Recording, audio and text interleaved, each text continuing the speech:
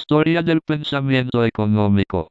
La historia del pensamiento económico es la rama de la economía que estudia la historia de los esfuerzos intelectuales por entender y explicar los fenómenos comunes de la naturaleza.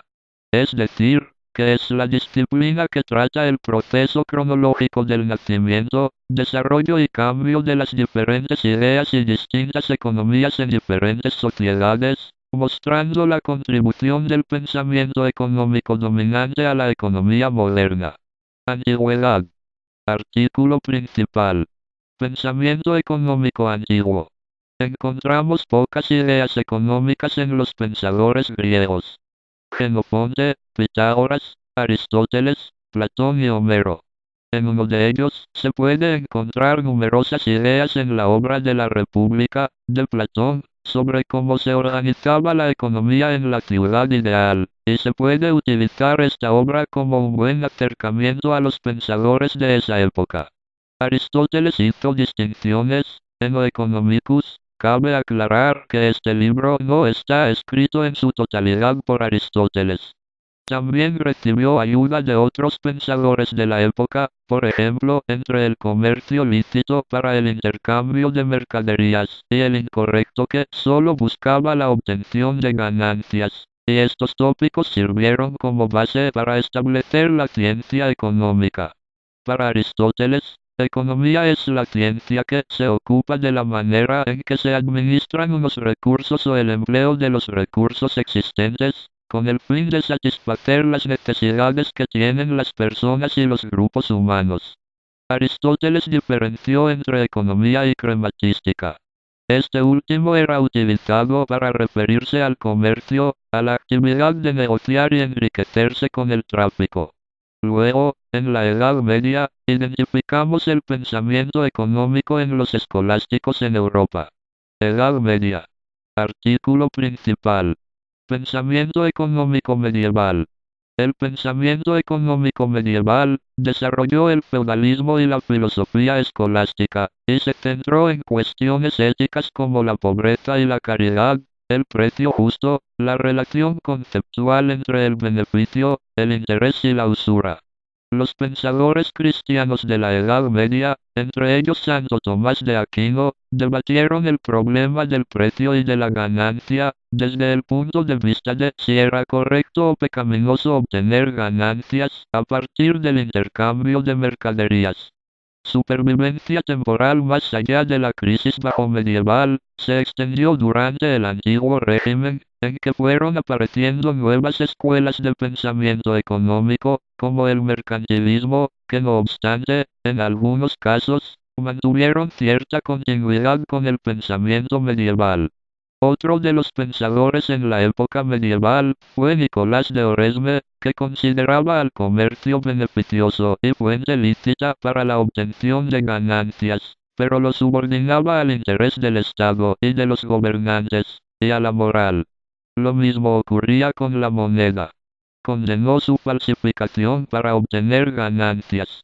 Contemporáneamente, en otros contextos geográficos, sociales, económicos y culturales, como fue el caso del Islam medieval, se desarrollaron otras formas de pensamiento económico, con notables autores, ejemplo. Ibn Khaldun. Ibn Khaldun. Artículo principal. Ibn Khaldun. Ibn Khaldun también fue un economista pródigo, el cual consideró aspectos como el trabajo y el valor, la demanda, el costo, los precios y su independencia, la riqueza como producto social y no individual, el dinero no como sinónimo de riqueza, las clases de ocupaciones, las fases del desarrollo económico, las relaciones de dependencia entre campo y ciudad, las artes y los oficios, la importancia del Estado dentro de la economía y las consecuencias de la falta de este, el lujo, necesidades naturales y normales. También consideró aspectos de finanzas públicas, como las tarifas de los impuestos, la distribución de estos, los gastos sociales de los servicios estatales, un gobierno como comprador de bienes y servicios, y los efectos de los gastos del Estado sobre el ingreso y las entradas de impuestos.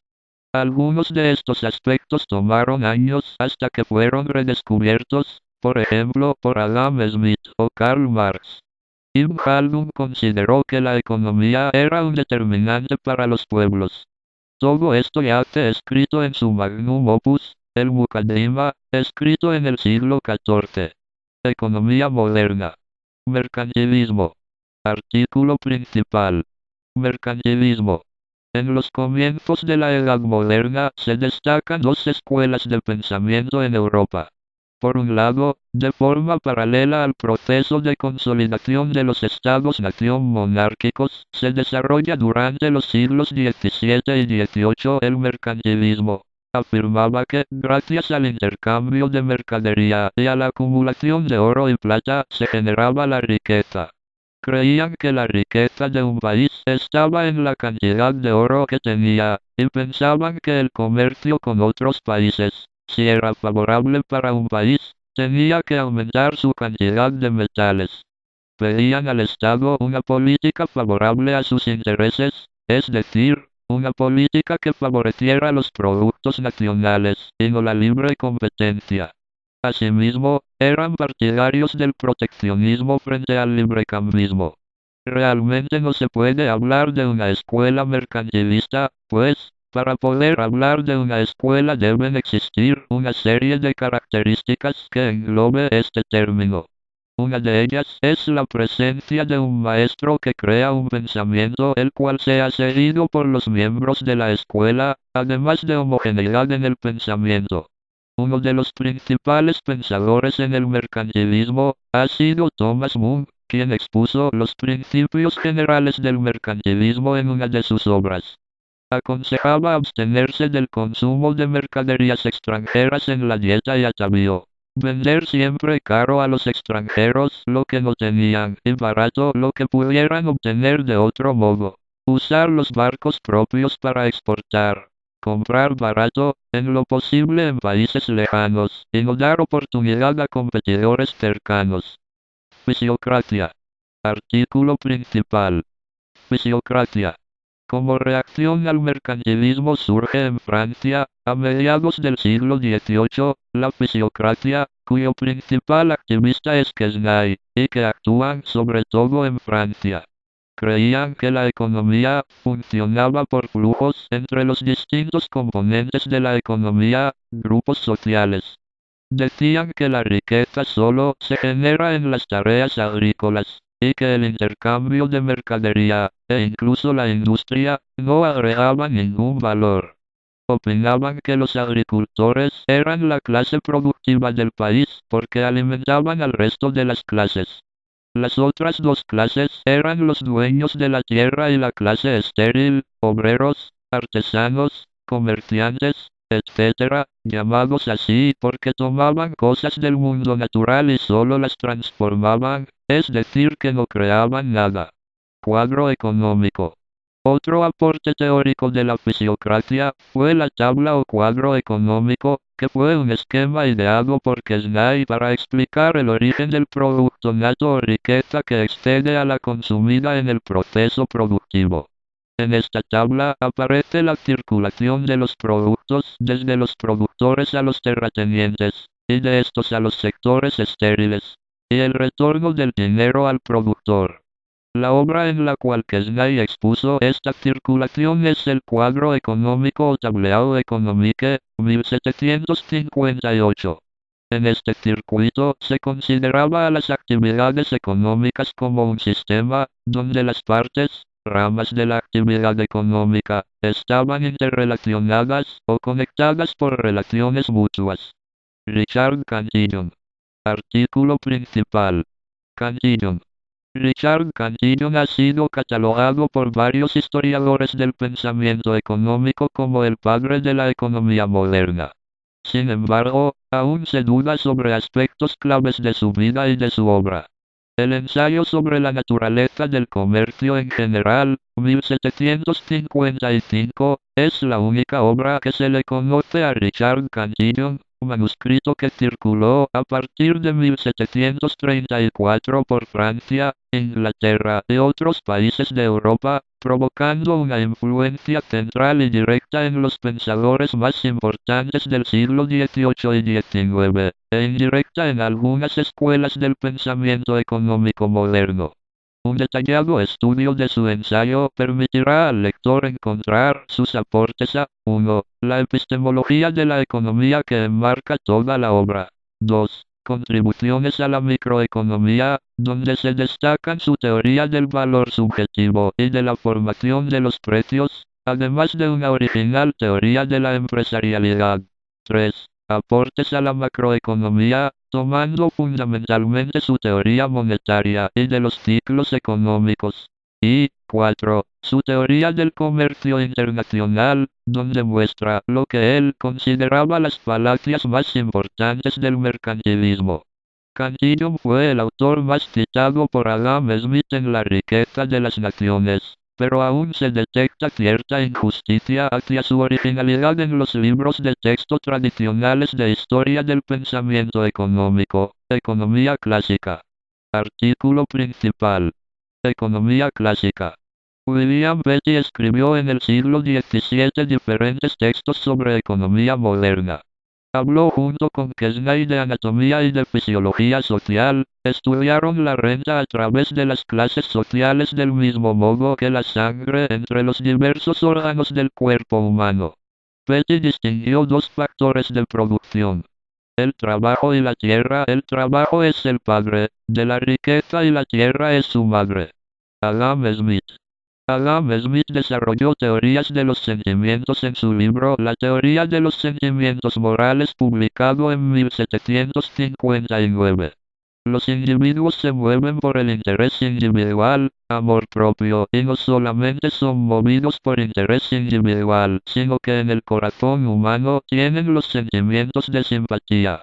Smith buscó rebatir a Thomas Hobbes, autor de Leviatán, y a Bernard Mandeville, quien escribió la fábula de las abejas, cuyo subtítulo es "O vicios privados o virtudes públicas".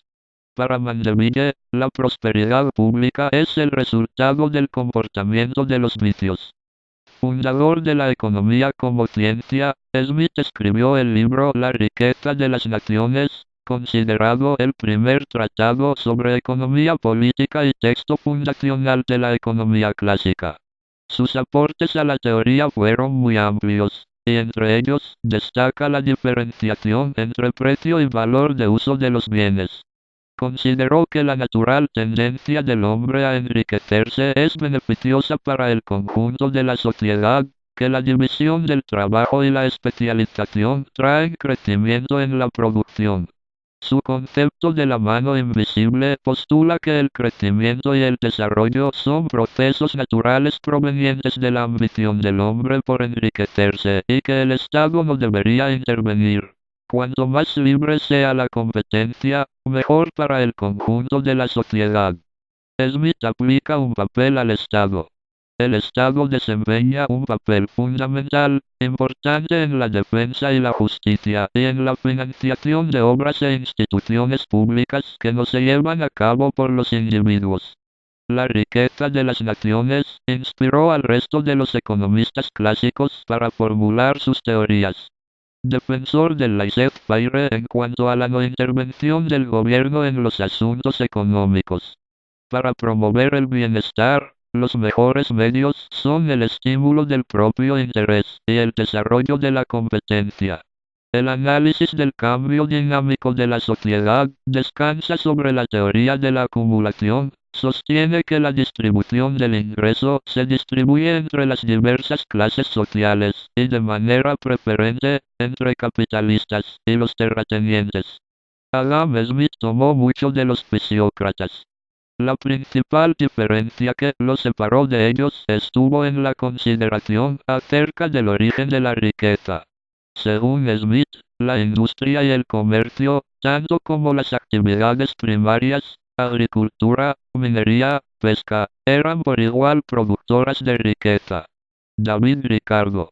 Su obra más importante, Principios de Economía Política y Tributación, constituye la exposición más madura y precisa de la economía clásica. En el prefacio afirma que el principal problema de la economía política es determinar las leyes que regulan la distribución. Con ese fin, David Ricardo desarrolló una teoría del valor y una teoría de la distribución. Entre sus aportes, destaca especialmente la teoría de la ventaja comparativa, que defiende las ventajas del comercio internacional y en esencia es una ampliación de la división del trabajo propuesta por Adam Smith. También se le atribuye la idea que afirma que el salario real de los trabajadores permanecerá cercano al nivel de subsistencia aunque haya intentos de incrementarlos, conocida como la ley de hierro de los salarios, basada a su vez en las ideas de Thomas Malthus. Además propuso la que actualmente se conoce como equivalencia ricardiana, una teoría que sugiere que en algunas circunstancias la decisión de un gobierno de cómo financiarse, utilizando impuestos o mediante la emisión de deuda pública, puede no tener efecto en la economía. Irónicamente, aunque esta equivalencia lleva su nombre, Ricardo nunca estuvo totalmente convencido. Robert Barro hizo unas variaciones de la misma idea utilizando la teoría de las expectativas racionales. Principales aportes de Ricardo. Teoría del valor trabajo consideró que el valor o precio de un producto depende de una serie de factores que son los siguientes. 1. La utilidad o la capacidad para satisfacer necesidades. 2. El valor de los productos intercambiables proviene de su escasez o de la cantidad de trabajo necesaria para obtenerlos. Estableció una excepción. Las mercaderías no reproducibles, por ejemplo, estatuas y pinturas raras, libros y monedas escasas. En los bienes reproducibles, el valor de cambio está regido por el trabajo incorporado a los mismos. Thomas Malthus. En sus Principios de la Economía Política, publicado en 1820, explicó el paro basándose en la insuficiencia de la demanda. Así, criticó la ley de los mercados de Jean-Baptiste Say, según la cual toda oferta genera su propia demanda. Esta ley afirma que los problemas de la oferta, costes, son la razón fundamental de las crisis económicas. Al contrario, Thomas Malthus explicó que el problema fundamental de la economía es la carencia de la demanda efectiva. Es uno de los primeros autores que tienen una teoría sobre el paro. También es considerado como el padre de la demografía. Es conocido principalmente por su ensayo sobre el principio de la población, 1798, en el que se expone el principio según el cual la población humana crece en progresión geométrica, mientras que los medios de subsistencia lo hacen en progresión aritmética. Así, llegará un punto en el que la población no encontrará recursos suficientes para su subsistencia, catástrofe malthusiana. Malthus proporcionó un poderoso argumento contra la caridad pública o privada. Además, cargó sobre los pobres la culpa de la pobreza. Si el trabajador recibía un aumento de salarios, criaba a una familia más grande y, por lo tanto, aumentaban la mano de obra y los salarios bajaban al nivel de la mera subsistencia. Para Malthus las guerras, enfermedades y todo aquello que mermara a la población era positivo porque de esa forma la población sobreviviente contaba con más recursos. John Stuart Mill. Este autor escribió la mejor síntesis de la economía clásica, en su libro Principios de Economía Política, 1848. En este libro, John Stuart Mill recoge los aportes fundamentales del resto de los economistas clásicos. También hizo avanzar, de forma importante, la economía clásica. Economía marxista. Karl Marx y Friedrich Engels. Karl Marx estudia a Adam Smith, David Ricardo y a otra gran cantidad de economistas, además de filósofos como Hegel, dialéctica, y Feuerbach, materialista. Elabora la teoría llamada materialismo histórico, en la cual postula que la sociedad humana evoluciona porque se encuentra en permanente movimiento, tanto económica como culturalmente. Así, para Marx la sociedad humana evolucionó de las comunidades primitivas al esclavismo, de ahí al feudalismo, después al capitalismo, y pronosticaba que de ahí iría a nueva sociedad. Su obra más conocida es El Capital, en la cual analiza el funcionamiento del sistema económico capitalista, tanto en la producción como en la circulación. Marx es considerado un revolucionario que denuncia el mutismo de los economistas ante la lucha de clases y la explotación. Sus principios más importantes son: 1. La lucha de clases es la lucha de todas las sociedades clasistas.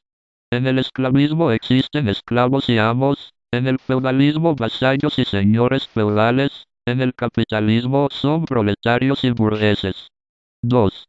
La etapa capitalista es una etapa necesaria en la sociedad, pero no la última.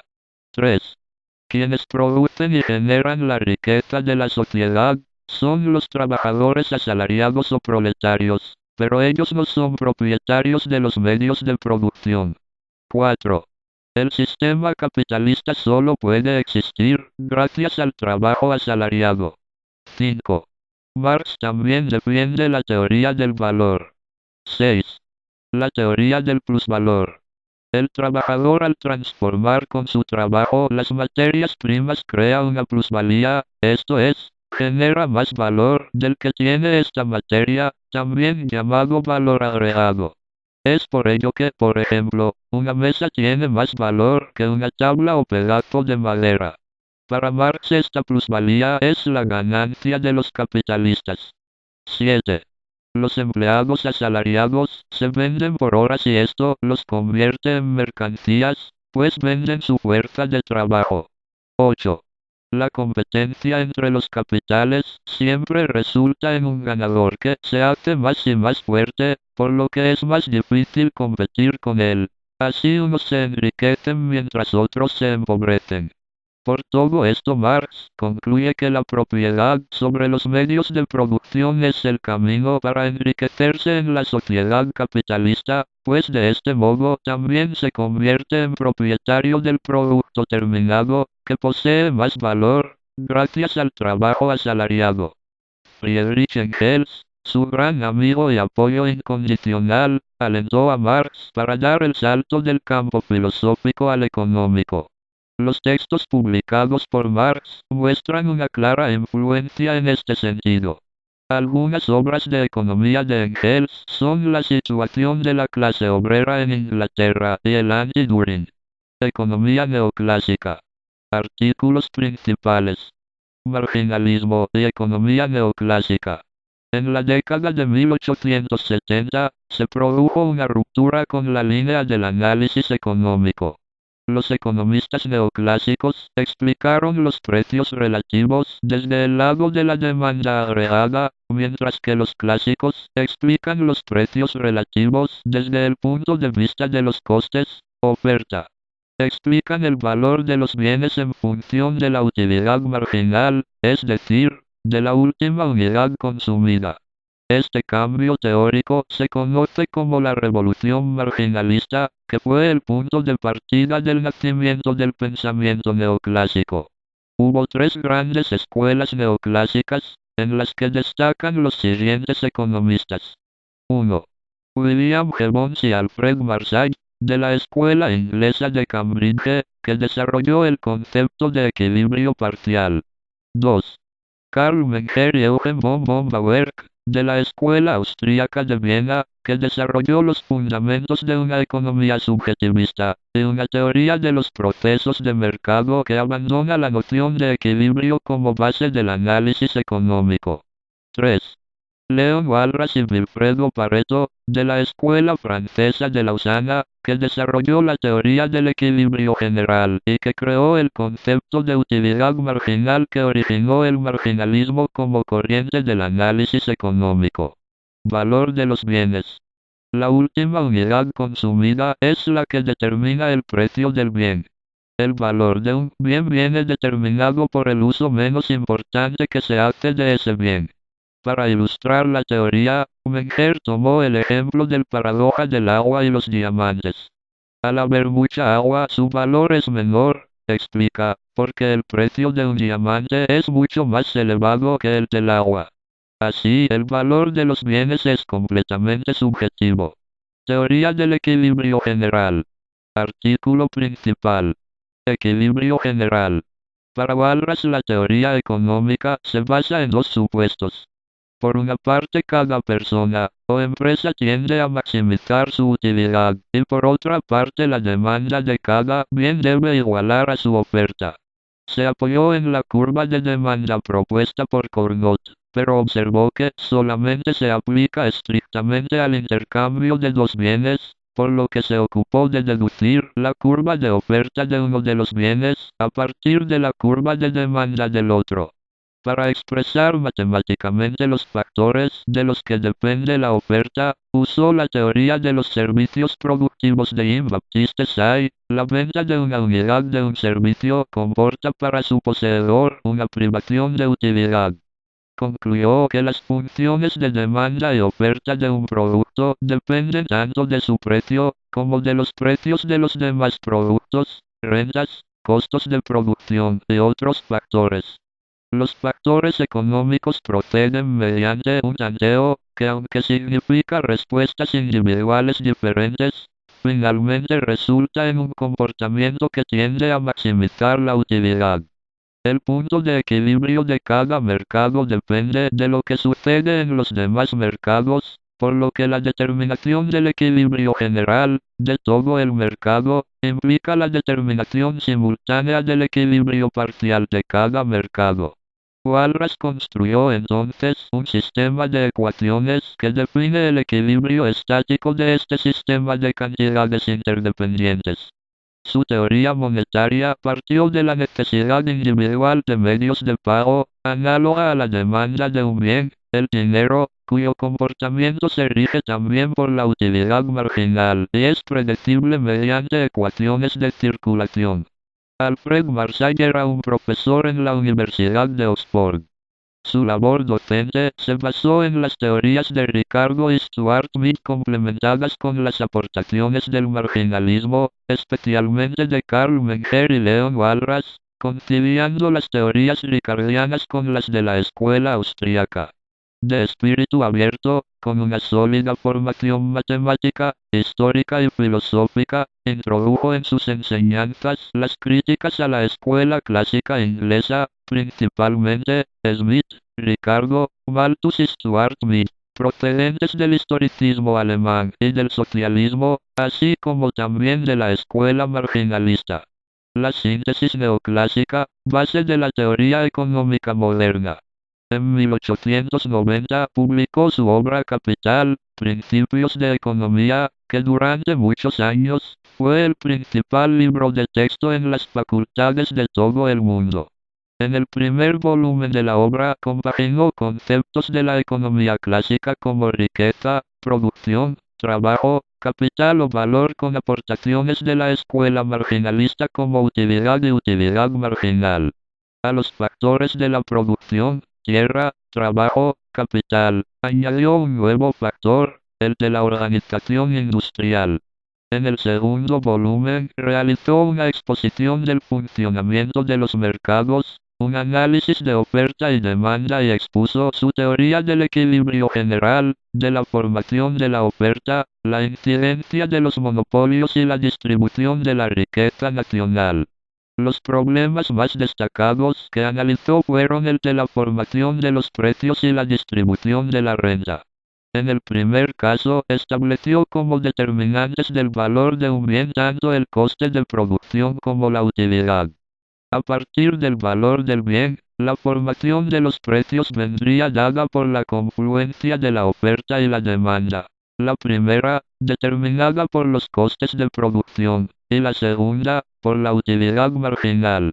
También estableció una relación entre precio y cantidad demandada cuya sintaxis gráfica, curvas de oferta y de demanda, sigue vigente hoy día. El óptimo de Pareto. Artículo principal. Eficiencia de Pareto. Vilfredo Pareto desarrolla y perfecciona la teoría de Walras. Introduce el concepto de óptimo económico que hoy en día se conoce como el óptimo de Pareto. El óptimo es aquella situación en la que ningún individuo puede mejorar su situación sin que empeore la de algún otro. Para que se dé el óptimo de Pareto, es necesario que haya un sistema de competencia pura y perfecta. Esto significa que se den estas 5 condiciones. 1. Atomicidad de los mercados, tantos compradores y vendedores que ninguno de ellos pueda influir individualmente en el precio del producto. 2. Transparencia y perfecta información. Todo individuo conoce perfectamente cuáles son las condiciones del mercado. 3. Libre entrada y salida del mercado. No existen restricciones para que cualquier empresa pueda producir lo que desee. 4. Libre movilidad de los factores productivos. Tanto el capital como el trabajo van a aquella situación según el precio de los factores. 5. Y por fin homogeneidad del producto. A los consumidores les da igual a quién comprar si todos los productos son iguales. Keynesianismo. Artículo principal. Keynesianismo. Keynes y los inicios de la moderna teoría macroeconómica. John Maynard Keynes, 1883 a 1946, nació en Cambridge, educado en Eton y en la Universidad de Cambridge, donde tuvo como profesores Arthur Pigou y Alfred Marshall. Durante la Primera Guerra Mundial trabajó para el gobierno británico, y como su representante en la Conferencia de Paz de París, 1919. Sus observaciones sobre la conferencia se plasmaron en su libro, Las consecuencias económicas de la paz, 1919, donde argumentó que las reparaciones que se obligaba a pagar a Alemania a los países victoriosos en la guerra eran excesivas, y que llevarían a la economía alemana a la ruina y resultarían en futuros conflictos para Europa. Su obra central fue Teoría General de la Ocupación, el interés y el dinero, en la que desafió el paradigma económico imperante en el momento de la publicación en 1936. En este libro Keynes presentó una teoría basada en la noción de demanda agregada para explicar las variaciones del nivel general de actividad económica, como las observadas durante la Gran Depresión de los años 30. Según su teoría, el ingreso total de la sociedad está definido por la suma del consumo y la inversión, y en una situación de desempleo en la que exista una capacidad productiva no utilizada, solamente podrá aumentarse el empleo y el ingreso total, incrementando primero los gastos, sea en consumo o en inversión. Contexto histórico. Época de crisis, guerras y revoluciones. Entre las 2 guerras mundiales, el sistema económico de la mayoría de los países industrializados se vio afectado por una crisis económica y social de dimensiones sin precedentes. Destrucción por la Primera Guerra, desorganización de las estructuras productivas y endeudamiento de los países involucrados e invadidos, que continuó a lo largo de la década del 30. Las graves condiciones de la depresión de fines de la década del 20 se iniciaron en Inglaterra, alcanzaron a los Estados Unidos en el año 1929, crack de la Bolsa de Nueva York, y se extendieron a otros países. Con ello se modificaron las corrientes comerciales y financieras, y con la crisis se redujo el comercio internacional. En 1929 se evidencia la crisis del sistema liberal.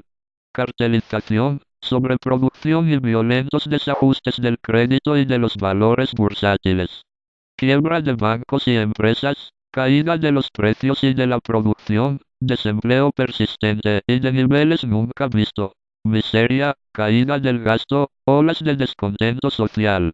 Keynes consideró que un capitalismo no regulado no era compatible con el mantenimiento del pleno empleo y la estabilidad económica. Su visión. La demanda efectiva pasó a ocupar un papel preponderante en la dinámica del sistema económico, por considerarse que engendraba renta. Supuso el gasto agregado compuesto por el consumo, la inversión y el gasto de gobierno. El paro, considerado involuntario, pasó a ser el objetivo prioritario a combatir. En materia de política económica, Keynes instruyó a las autoridades económicas de la época acerca de la conveniencia que suponía el gasto frente a la austeridad que habían preconizado los autores clásicos. Sus recomendaciones de política constituyeron paliativos para salvar al sistema capitalista de la crisis general, y expresaron una filosofía social antimarxista. Defensa de la propiedad privada y oposición al colectivismo. El planteamiento de Keynes fue macroeconómico y de corto plazo. Su revolución de la economía teórica estuvo precedida por una práctica basada en el intervencionismo, dictada por la necesidad impuesta por las guerras y la crisis. Para él, la desigualdad del capitalismo conduce inexorablemente a la falta de demanda efectiva y al paro. En ese marco, dada la insuficiencia de demanda efectiva de la época, fue partidario de reducir las desigualdades en la distribución de la renta y la riqueza para promover el consumo. Su atención se centró en la moderación de las fluctuaciones económicas, en la lucha contra el paro involuntario y en los esfuerzos por conseguir un nivel alto y estable de ocupación de los recursos productivos. Por ello, sostuvo que cuando la inversión no es suficiente para lograr el pleno empleo, el Estado debe intervenir en la economía expandiendo el gasto público para conseguir un aumento neto de la demanda efectiva y la plena ocupación. No todo crecimiento de demanda genera inflación. Solo en el caso de que la demanda rebase el punto de la plena capacidad de producción, el aumento de la demanda puede causar una subida de los precios. Por tanto, las variaciones de la demanda llevan consigo variaciones en la producción que influyen en la utilización de las capacidades productivas existentes y en el empleo del trabajo. Recomendó la creación de empresas públicas para conservar el empleo de largo plazo. Realizó el análisis del ciclo económico a partir del nivel del ingreso y del empleo. La tasa de interés y la propensión marginal al consumo son relativamente estables, por lo tanto la eficacia marginal del capital es la variable de mayor incidencia en el nivel de renta y de empleo del sistema. A ello se agrega el nivel de gasto público y el comportamiento empresario ante la política monetaria. Hizo una fuerte crítica a los rasgos financieros, rentistas y especulativos del capitalismo que afectaban el nivel de inversión y de empleo. No obstante, se apartó y cuestionó la filosofía social marxista de la propiedad colectiva de los medios de producción, y procuró establecer paliativos para la mejora del funcionamiento del capitalismo.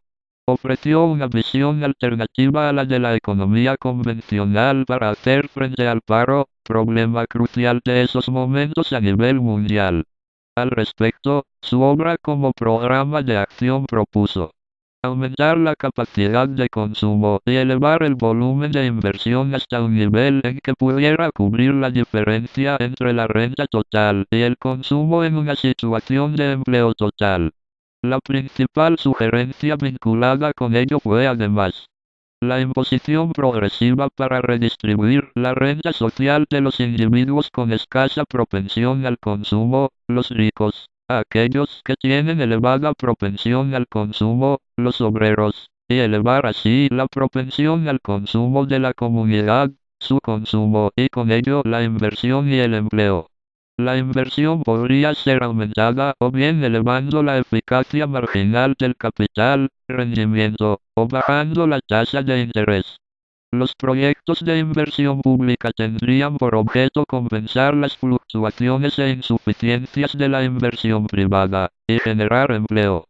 En política monetaria, sugirió crear una autoridad monetaria fuerte con una rigurosa intervención sobre la cantidad total de dinero, como medio para disminuir el tipo de interés, y de este modo estimular la inversión privada. Teoría del interés basada en la preferencia de la liquidez. No obstante, su modelo es considerado formal y ahistórico, dado que pretende definir leyes de aplicación general, y es parcial en tanto no incluye un análisis económico-social institucional integral. No cuestiona las leyes de la propiedad privada ni otros mecanismos que afectan la distribución del ingreso como Marx. La escuela neokeynesiana. Artículo principal. Neokeynesianismo. La economía keynesiana se centró en el análisis de las causas y consecuencias de las variaciones de la demanda agregada y sus relaciones con el nivel de empleo y de ingresos. El interés final de Keynes fue poder dotar a unas instituciones nacionales o internacionales de poder para controlar la economía en las épocas de recesión o crisis. Este control se ejercía mediante el gasto presupuestario del Estado, política que se llamó política fiscal. La justificación económica para actuar de esta manera parte, sobre todo, del efecto multiplicador que se produce ante un incremento. La escuela post-keynesiana. Artículo principal. Escuela post-keynesiana. Pensamiento económico después de la Segunda Guerra Mundial. Después de la Segunda Guerra Mundial, hubo un cierto consenso entre los economistas a propósito de las políticas económicas que adoptar.